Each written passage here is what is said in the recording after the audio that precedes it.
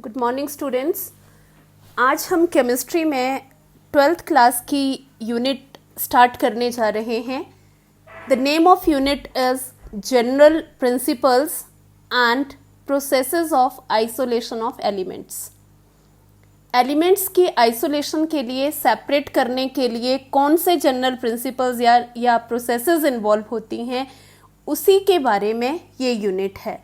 This is unit number 6 of class 12th। Normally जो इसकी weightage रहती है सीबीएसई एग्ज़ाम में, मैक्सिमम मार्क्स वेरी भी कर सकते हैं, बट नॉर्मली 4 मार्क्स यहाँ पे वेटेज रहती है। जो क्वेश्चन आता है इस यूनिट में से, that may be 1 mark question, 2 mark question, 2 marks question और 3 मार्क्स क्वेश्चंस। सो अगर हम एक सिंपल वर्ड यूज़ करें इसके लिए, general principles and processes of isolation of elements के लिए, तो हम इसको मेटलर्जी भी बोल सकते हैं। This is metallurgy. और मेटलर्जी क्या होती है? Normally it is the process of extracting the metal from the ore. So what are the objective? Before starting any unit, we must know the objective behind this unit. इस unit को पढ़ने के बाद you will be able to explain certain terms like minerals क्या होते हैं, what are ores, concentration term क्या है, या benefaction process क्या है, what is calcination, roasting and refining. We will be able to understand the principles of oxidation or reduction. Extraction procedure के during जो ऑक्सीडेशन एंड रिडक्शन हम करते हैं मेटल्स की, मेटल ऑक्साइड्स की, बेसिक प्रिंसिपल्स क्या हैं उनके बारे में समझेंगे। How the thermodynamic concept like Gibbs energy change delta G and entropy delta S, that can be apply for the explanation of extraction of element from the ore, उसके बारे में जानेंगे। फिर हम पढ़ेंगे कि क्यों कुछ ऑक्साइड जो हैं वो इजीली रिड्यूस हो जाते हैं, जबकि कुछ oxide they get reduce with the difficulty. We will be able to know which is better reducing agent, कौन सा रिड्यूसिंग एजेंट बढ़िया है। इस यूनिट को पढ़ने के बाद हम ये पता कर पाएंगे।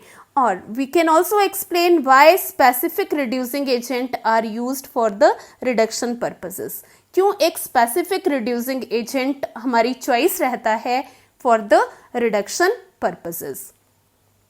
So metallurgy के बारे में स्टार्ट करने से पहले सबसे पहले हमें पता होना चाहिए abundance of elements in the earth crust. Element आपको पता है 3 फॉर्म में नॉर्मली एलिमेंट एग्जिस्ट करते हैं। One is the metal, another is non metal and third one is metalloid. और अगर हम इनकी एबंडेंस के बारे में बात करें इन द अर्थ क्रस्ट, तो ये pie chart, this pie chart is enough to explain what is their relative abundance. तो इस पाई चार्ट में शो किया गया है कि जो मोस्ट abundant एलिमेंट है अर्थ क्रस्ट में, that is oxygen which is covering maximum area, and after the oxygen silicon is the second most abundant element, aluminium is the third most abundant element in the earth crust, and this is the most abundant metal. It is the most abundant metal in earth crust and third most abundant element in the earth crust, followed by iron. Iron आता है उसके बाद, then calcium, then sodium, potassium and magnesium. So these are the most abundant element in the earth crust, and the other element जो बच के they are present, they have percentage only up to 1.5%. Now अब metallurgy में हम normally deal करेंगे metals के बारे में। Metallurgy involve the extraction of metal from the ore. Now आपको पता है जो मेटल्स हैं इनका हमारी डे टू डे लाइफ में बहुत ही ज़्यादा इम्पोर्टेंस है। तो मेटल्स को कैसे एक्सट्रैक्ट किया जाता है, हमें मेटल कैसे मिलती है, कौन से वेरियस स्टेप्स हैं इस मेटल्स को ऑब्टेन करने के लिए, उनके बारे में हम सारा डिटेल में पढ़ेंगे। तो मेटल नॉर्मली दो फॉर्म में एग्जिस्ट करती है। One form is known as the native state and another is known as the combined state. Now native state में नॉर्मली वो मेटल एग्जिस्ट करती है जो कि लेस रिएक्टिव होती है। नेटिव स्टेट का मतलब है if the metal is existing in free state या एलिमेंट्री फॉर्म में एग्जिस्ट करेगी या फिर एलिमेंट्री फॉर्म में एग्जिस्ट करती है। और नॉर्मली कौन सी मेटल नेटिव स्टेट में एग्जिस्ट करेगी, जो कि लेस एक्टिव होगी। और इसके कॉमन एग्जाम्पल्स कौन से हैं? Most common examples gold, silver and platinum. और आप सबको पता है these are the least reactive metals. Second, metal exist करती हैं, most of the metals exist in the combined state. Combined state में वो नेचर में हम उनको पाते हैं in the form of their compounds की फॉर्म में एग्जिस्ट करेंगी। और नॉर्मली ये जो metals which existing in the combined state they are very reactive metals. जो रिएक्टिव मेटल्स हैं वो मोस्टली कैसे एग्जिस्ट करेंगी?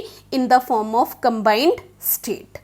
Now in the combined state they may exist in the form of oxides, carbonates, sulphides, silicates and phosphates.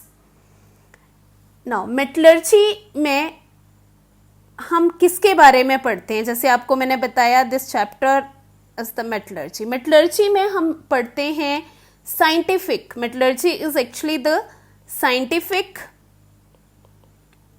और and technological process. Scientific and technological process which is used to extract metal from ore। ठीक है, तो metallurgy में हम पूरे का पूरा methods पढ़ेंगे, प्रोसेस को पढ़ेंगे which is used to extract the metal from the ore। तो बिफोर स्टार्टिंग मेटलर्जी और वेरियस प्रोसेसेस आप सभी को क्लियर होना चाहिए मिनरल्स और ओर के बीच में क्या डिफरेंस है, क्या वो सेम हैं या डिफरेंट हैं। तो देखिए बेटा, मिनरल्स क्या होते हैं? Minerals are actually these are the naturally occurring substance which contain metal along with impurities। So minerals are the naturally occurring substance found in the earth crust which contain metal along with impurities को हम gang भी बोलते हैं, gang. ठीक है, and which can be extracted bye mining, जिसको हम कैसे एक्सट्रैक्ट कर सकते हैं? माइनिंग से। अब मिनरल, जैसे बहुत सारे मिनरल हैं, अगर हम कॉपर के मिनरल्स की बात करें तो कॉपर के कौन कौन से मिनरल्स हैं? कॉपर ग्लैंस हो गया, Cu2s, क्यूप्राइट्स हो गया, कॉपर पाइराइट हो गया। तो आपको क्लियर हुआ होगा मिनरल्स क्या है। Actually mineral naturally occurring substance है जो कि जिसमें कि metal along with impurities is find in the earth crust. अब और क्या है?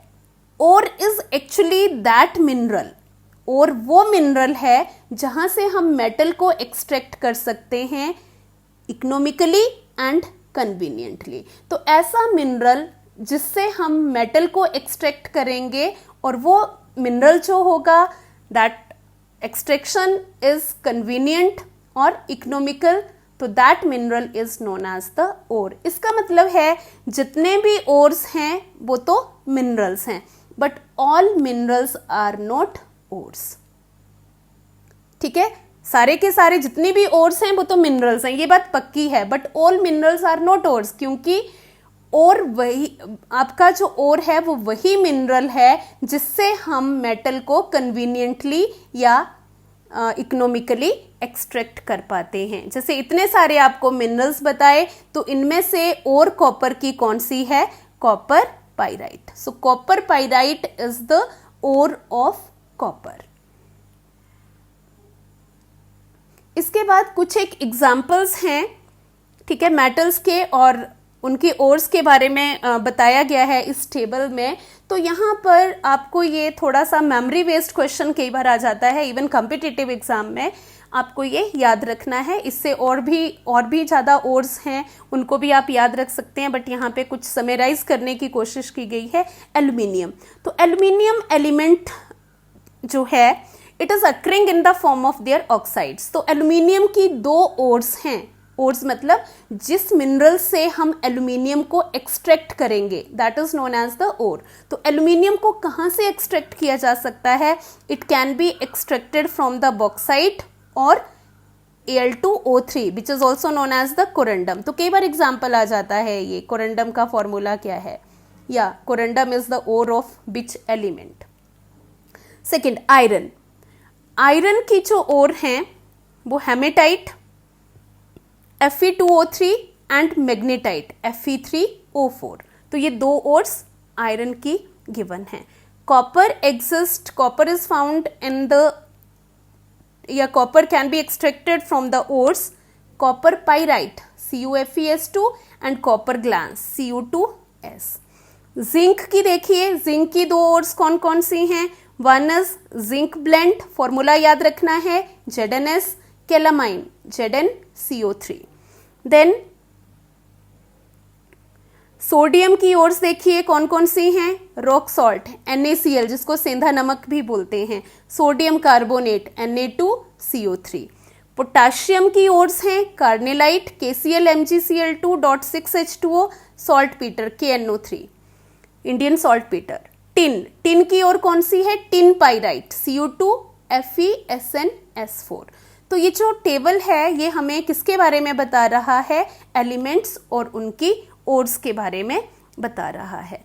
अब सबसे पहले हम मेटलर्जी का फर्स्ट स्टेप आज डिस्कस करने वाले हैं, and the first step is concentration of ore. तो आपको हर एक टर्म बिल्कुल क्लियर होनी चाहिए। कंसंट्रेशन ऑफ ओर का मतलब क्या है? What is the meaning of this term concentration? Concentration का मतलब है removing the unwanted impurities या unwanted material और impurities from the ore। ठीक है, तो इस प्रोसेस में जब हम ओर की कंसंट्रेशन करेंगे, इसका मतलब क्या है? हम वहां से इम्प्यूरिटीज को रिमूव करेंगे, और इम्प्यूरिटीज के लिए मैंने टर्म कौन सी बताई, कौन सी यूज करते हैं? Gangue. And this method is also known as, concentration के लिए हम और टर्म भी यूज कर सकते हैं, या इम्प्यूरिटीज को रिमूव करने की जो टर्म है उसके लिए वर्ड हम यूज कंसंट्रेशन कर सकते हैं। It is also known as the dressing, और it is also known as the beneficiation of ore. तो बेनिफेक्शन, ड्रेसिंग और कंसंट्रेशन एक ही बात है, एंड इसका मतलब क्या होता है? This is the process which remove the impurities from the ore. अब डिफरेंट प्रोसीजर्स क्या हैं? डिफरेंट प्रोसीजर्स क्या हैं कंसंट्रेशन ऑफ ओर के? तो first one is hydraulic washing, then magnetic separation, froth flotation process, leaching. Now we will discuss one by one. सबसे पहले हम लेंगे हाइड्रोलिक वॉशिंग या लेविगेशन का। तो इस मेथड को समझने से पहले हम day to day related example लेते हैं। जैसे आपने एक फार्मर को देखा होगा, ठीक है, जब वो खेत में जाता है, सपोज कुदाली से वो खुदाई कर रहा है, तो उसकी जो कुदाली है उसमें मिट्टी लग जाती है। अब मिट्टी क्या है? इम्प्यूरिटीज आ गई।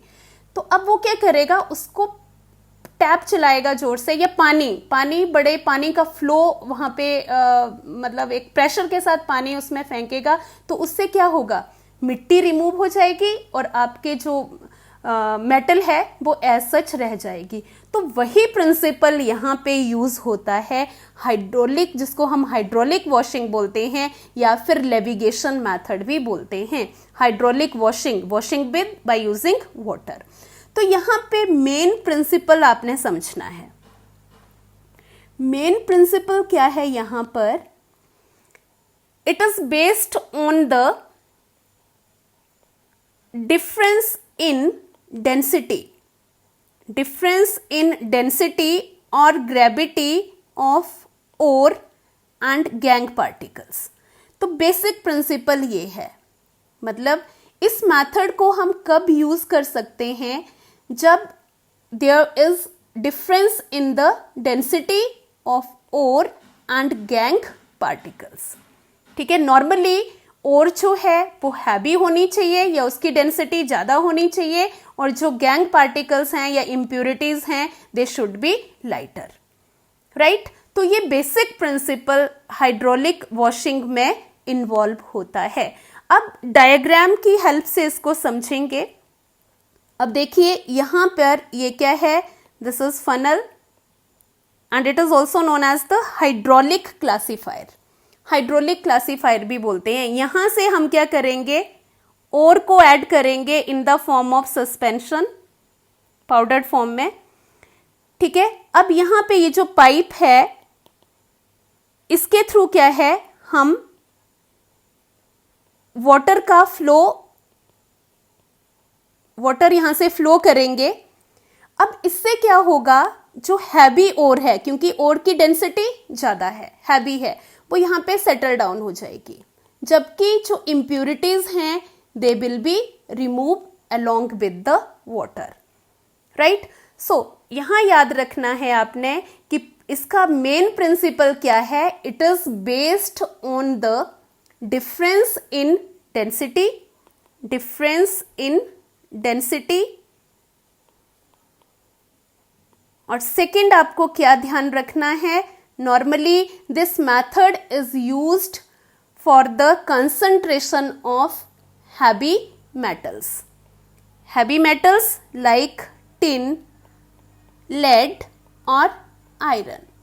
Third बात, this cannot be used, can't be used for the lighter metal. Lighter metal के लिए हम इस मेथड को यूज नहीं कर सकते। नाउ नेक्स्ट हम लेते हैं मैग्नेटिक सेपरेशन को। मैग्नेटिक सेपरेशन का मतलब है, नेम से क्लियर हो रहा है, separation by using magnet. Now, this method is used whenever your ore or impurities, या तो ore या impurities have magnetic properties. ठीक है, या तो ore या impurities they show attraction towards the magnetic field, तब हम इस मेथड को यूज करेंगे। ठीक है, नाउ अब यहां पर क्या होता है, देखिए सेटअप देखिए, डायग्राम में आपको क्लियर है। Now again here as a funnel, funnel है यहाँ पे, यहां से हम पाउडर्ड ओर को ऐड कर रहे हैं। देयर आर टू रोलर्स, दो रोलर्स यहाँ पे लगे हैं। ठीक है, one roller is magnetic roller और यहाँ पे कन्वेयर बेल्ट है या मूविंग बेल्ट है। जैसे ही यहाँ से आप ड्रॉप करेंगे पाउडर्ड ओर को और बेल्ट को मूव करेंगे, तो आपकी जो इम्प्यूरिटीज हैं और ओर हैं वो यहाँ पे मैग्नेटिक रोलर के थ्रू पास होगा, जो मैग्नेटिक प्रॉपर्टी एग्जिबिट करेंगे, चाहे वो ओर है या फिर आपकी इम्प्यूरिटीज हैं, they will get collected near the magnetic roller. और जो नॉन मैग्नेटिक हैं वो अलग, थोड़ा सा अलग इकट्ठी होंगी। ठीक है, so this method is known as the magnetic separation method. Now next is the froth, FROATH, froth flotation process. Now this froth flotation process is very important. सबसे पहली बात यहाँ पर आपको जो ध्यान में रखनी है वो ये है, this is used to separate impurities only from the sulfide ore. So this method is used for the sulfide ores only, not for any other type of ore. Carbonate या ऑक्साइड्स के लिए हम इस मेथड को use नहीं करेंगे। Second thing, principal क्या है यहाँ पर, ये जो फ्रोथ फ्लोटेशन प्रोसेस है इसका मेन प्रिंसिपल ये है कि जो सल्फाइड ओर होंगी या सल्फर है, sulphide ore get wetted with the oil, और जो इम्प्यूरिटीज हैं, इम्प्यूरिटीज और gangue particles, they get wetted with the water. ये मेन प्रिंसिपल है, ठीक है। तो प्रेफरेंशियल एड्सॉर्प्शन के बारे में आपने सरफेस केमिस्ट्री में पढ़ा था, तो वही प्रेफरेंशियल एड्सॉर्प्शन यहाँ पे यूज होगा प्रिंसिपल, मतलब sulphide ore are preferentially wetted with the oil whereas impurities are wetted with water. अब ऐसा क्यों हुआ, क्यों जो सल्फाइड ओर है वो ऑयल से ही बेट हुई, वाटर से क्यों नहीं हुई? क्योंकि जो सल्फाइड है या सल्फर है उसका साइज क्या होता है, it's size is large size होने की वजह से इसकी जो हाइड्रेशन इंथैलेपी है, हाइड्रेशन इंथैलेपी वो कम है, और हाइड्रेशन इंथैलेपी कम होगी तो that will not be soluble और सॉल्युबल इन वाटर, और that will not show attraction towards the water, ठीक है। तो ये आपको यहाँ क्लियर होना बहुत जरूरी है कि ऐसा क्यों हुआ कि sulphide ore get wetted with pine oil not with the water. अब इस प्रोसेस में हम क्या करते हैं, नॉर्मली जब हम ओर को सस्पेंशन फॉर्म में किसी कंटेनर में डालते हैं तो सबसे पहले उसको मिक्स करते हैं पाइन ऑयल के साथ, और पाइन ऑयल के साथ हम कलेक्टर्स भी ऐड करते हैं। तो मैंने कहा जैसे कि ये की टर्म्स हैं तो वो सब क्लियर होने चाहिए। तो what is the collectors, what are the role of collector? तो कलेक्टर्स का मेन रोल क्या होता है, ये इंक्रीज करते हैं non wettability of the mineral particles, ठीक है। और कौन से कलेक्टर्स यूज होते हैं? Pine oil also act as a collector, fatty acid और जेंथेट्स, ठीक है, दीज आर द कलेक्टर्स। तो आपको एग्जाम्पल भी याद रखना है और ये बात ध्यान में रखनी है कि कलेक्टर का रोल क्या होता है, दे इंक्रीज और enhance the non wettability of minerals. इसके बाद हमें फ्रोथ स्टेबलाइजर ऐड करने पड़ते हैं, फ्रोथ झाग स्टेबलाइजर, स्टेबल करना, ठीक है। तो फ्रोथ स्टेबलाइजर जो हैं दे स्टेबलाइजेस द फ्रोथ। एग्जाम्पल याद रखने हैं, क्या है एग्जाम्पल? एनिलीन। एनिलीन क्या होता है? Organic compound, benzene ring with NH2 group, aniline. और कौन सा है? क्रिसोल। क्रिसोल क्या होता है? फिनोल, और ऑर्थो पोजीशन पे CH3 ग्रुप। तो क्रिसोल और एनिलीन ये क्या हैं? These are the froth stabiliser, right. Sometimes यहां पर हमें डिपर्सेंट भी यूज करना पड़ जाता है। एक और टर्म फ्रोथ स्टेबलाइजर प्रोसेस में इंपॉर्टेंट है, वो है डिपर्सेंट। अब डिपर्सेंट क्या है? डिपर्सेंट जैसा नेम बता रहा है, डिप्रेस करना। अब डिपर्सेंट का रोल तब स्टार्ट होता है whenever there are 2 sulphide ore, ठीक है। तो हम क्या करते हैं, जब कभी भी 2 सल्फाइड ओर होंगी तो उसमें हम डिपर्सेंट ऐड करते हैं। जैसे सपोज ZnS और PbS हैं, दोनों हैं, बट यहां पर क्या है, ZnS स्मॉल अमाउंट में प्रेजेंट है और PbS जो है वो लार्ज अमाउंट में प्रेजेंट है। तो हम क्या करेंगे, हम ZnS को डिप्रेस कर देंगे, ठीक है, क्योंकि स्मॉल अमाउंट में है तो वो इम्प्यूरिटी की तरह काम करेगा। लार्ज अमाउंट में जो है वहां से हम मेटल को एक्सट्रैक्ट करेंगे, ठीक है, वहां से मेटल को एक्सट्रैक्ट करेंगे जो कि लार्ज अमाउंट में प्रेजेंट है। अब देखिए दोनों ओर्स हैं तो एक को हमें डिप्रेस करना है, तो यहां पर आपको बताया गया है कौन सा डिपर्सेंट हम यूज करेंगे, NaCN, सोडियम साइनाइड।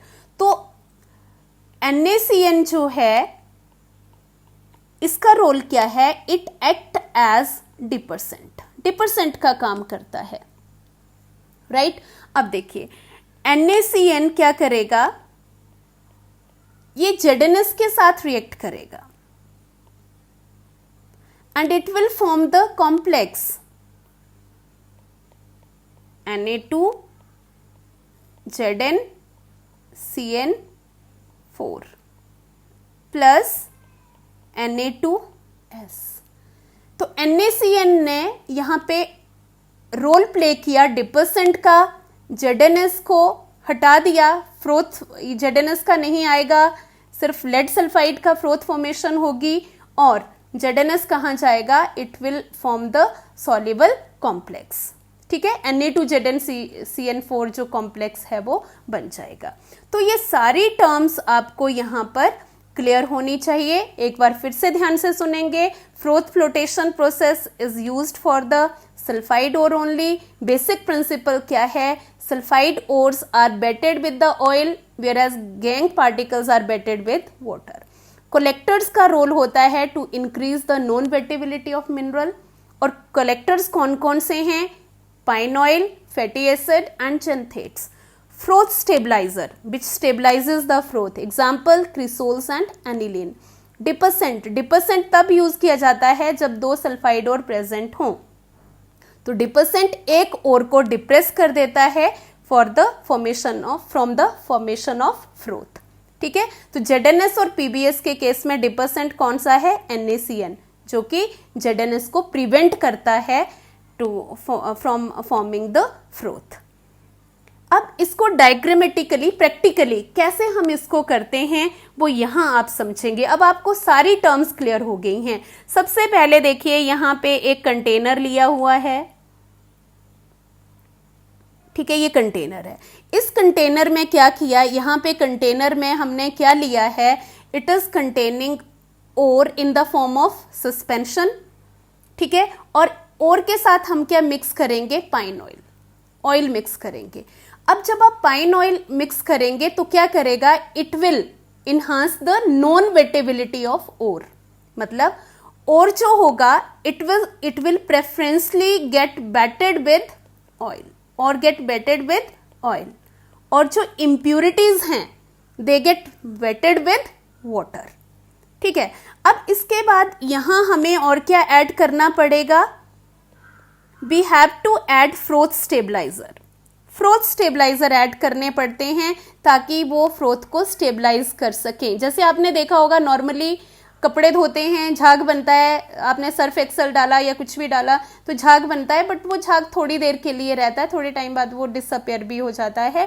तो हमें क्या लेना पड़ता है? स्टेबलाइजर लेने पड़ेंगे यहाँ पर टू स्टेबलाइज द फ्रोथ। और स्टेबलाइजर का रोल कौन प्ले करता है? अभी आपको बताया था। कौन सा केमिकल लेंगे? कौन से ऑर्गेनिक कंपाउंड? क्रिसोल और aniline. They act as a froth stabiliser. अब क्या करेंगे? अब आपने पूरे का पूरा मिक्सचर बन गया। यहाँ पे इस मिक्सचर में सस्पेंशन भी है, और इन द फॉर्म ऑफ सस्पेंशन है, ऑयल है, फ्रोथ स्टेबलाइजर है। अब इसको यहाँ पर एजिटेट करेंगे इस मिक्सचर को। रोटेटिंग पेडल की हेल्प से इसको एजिटेट करेंगे, हिलाएंगे। ठीक है, अब इससे क्या होगा? फ्रोथ बनेगा। अब क्योंकि जो आपकी ओर है that is wetted with oil, तो वो लाइट है। ठीक है, ऑयल जो है that is lighter than the उसकी जो डेंसिटी है वो कम है as compare to the water. तो जो ओर है which get wetted with the oil वो फ्रोथ के साथ यहाँ पे आ जाएगी। जब फ्रोथ के साथ यहाँ पे आ जाएगी, अब इस फ्रोथ को हम निकालेंगे, इसको ड्राई करेंगे and we will get the concentrated ore. मतलब हमने इम्प्यूरिटीज को रिमूव कर लिया। So this is the froth flotation process. यहाँ पे आपको इनलार्ज्ड व्यू दिखाया है एयर बबल का, जिसमें